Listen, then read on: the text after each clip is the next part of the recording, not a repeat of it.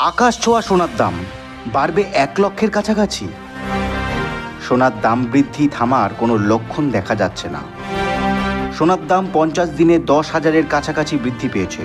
শুক্রবার সোনার দাম ছিল 10 গ্রাম 86,020 টাকা। এমপিএক্স সোনার সাপ্তাহিক বৃদ্ধি পায় 1.57% রেকর্ড করা হয়েছে। যদিও গত বছরও সোনার দাম বৃদ্ধি ছিল। মার্কিন রাষ্ট্রপতি নির্বাচনে ডোনাল্ড ট্রাম্পের জয়ের সম্ভাবনা এবং বাণিজ্য যুদ্ধ হওয়ার কারণে এবছর সোনার দামে উল্লেখযোগ্য বৃদ্ধি দেখা যাচ্ছে। সোনার পাশাপাশি রূপোর দামও বাড়ছে। গহনার বাজারে বিশেষজ্ঞরা বলছেন ক্রমাগত চড়া হচ্ছে হলুদ ধাতু। প্রতিদিনই এই ধাতুর দাম বেড়ে চলেছে। মার্কিন যুক্তরাষ্ট্রের শুল্ক পরিকল্পনা নিয়ে উদ্বেগ ধাতুটির দাম ঊর্ধ্বগামী করেছে।